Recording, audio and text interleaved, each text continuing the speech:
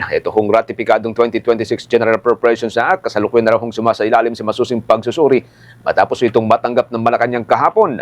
May mga development po dyan at kasamang iba pang mga balita, si Bomboana Lisoberano. Kasalukuyang sumasailalim na sa masusing pagsusuri ang ratipikadong 2026 General Appropriations Act o GAA matapos itong matanggap ng Malacanang kahapon December 29 ayon kay Executive Secretary Ralph Recto. Sinabi ni Recto na personal nang sinusuri ng Pangulong Ferdinand Marcos Jr. at ng gabinete ang mga alokasyon at probisyon ng budget upang matiyak ang integridad nito at matukoy ang mga pagbabagong ginawa mula sa original na National Expenditure Program o NEP.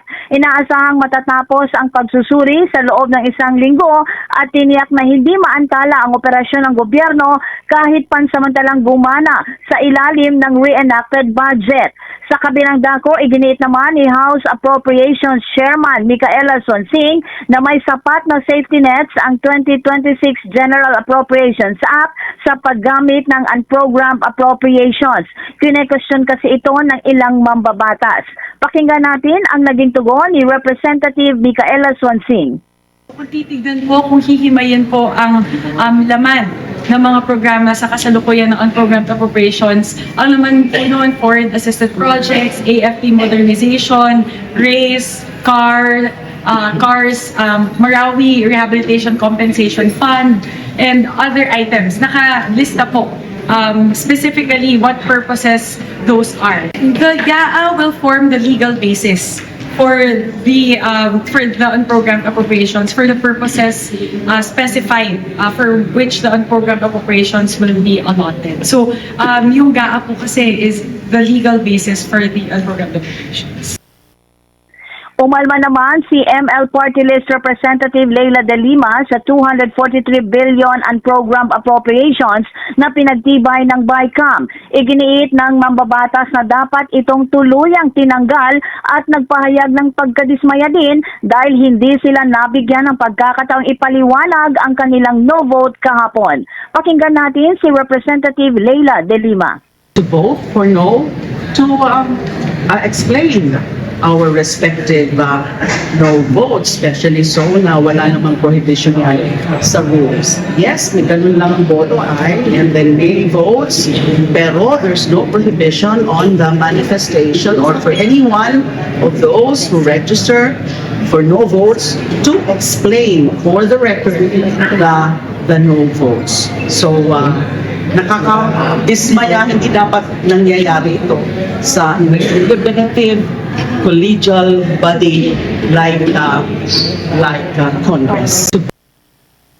Nagpahayag din ng pagtutol si Batangas Representative Leandro Leviste sa umano'y 10 bilyong pagtaas ng budget ng House of Representatives at sa kawalan ng pagkakataong maipahayag niya ang kanyang panig. Pakinggan natin si Representative Leandro Leviste. Yung use nito, pero yung proseso.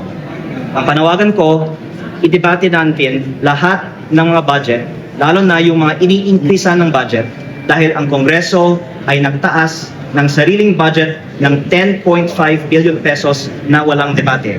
At ayaw ko pong sabihin na ginagawa ito na walang nag-question, kaya nagpahayag po ako para lang on the record na hindi ito naaprubahan na walang nag-question. May nag-question pero hindi pinagbigyan tayo na talakayin ito sa Kongreso ngayong araw.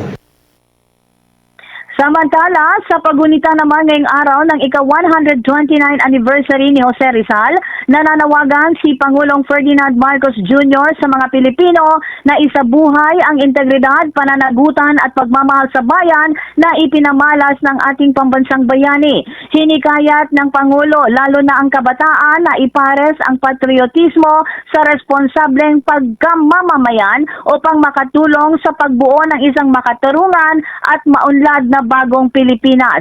Mula dito sa bantayog ni Rizal sa Luneta, agad namang didiretso ang Pangulong Marcos sa Rizal Park Open Air Auditorium para sa isang event, ang Pamaskong Handog mula sa Pangulo, kung saan pangungunahan nito ang pamamahagi ng mga regalo sa mga kababayan natin. Pagkatapos ng dalawang maagang event na aktibidad, ay babalik naman ang punong ehekutibo sa Malacanang para sa dalawa pa nitong event. Ito ay ang gagawing paggawad ng posthumous conferment of the Order of Lacandula na may ranggong Grand Cross of Bayani kay dating Migrant Workers Secretary Maria Susana Tuts Ople. Pagkatapos nito ay gagawin namang pagkikipagkita ng Pangulo kasama si First Lady Liza Marcos kay Season 11 American Idol runner-up at America's Got Talent Season 20 Grand Winner na si Jessica Sanchez. Mula sa Malacanang, Bombo Anali Montaño Soberano nag-uulat. And this is Bombo Radio Philippines, the number one and most trusted source of news and information. Basta Radio, Bombo! For the most trusted source of news and information, visit our website at www.bomboradio.com. Follow us on Bombo Radio mobile app, Facebook, YouTube, TikTok, and X, formerly Twitter. Like, share, and stay connected. Anytime, anywhere.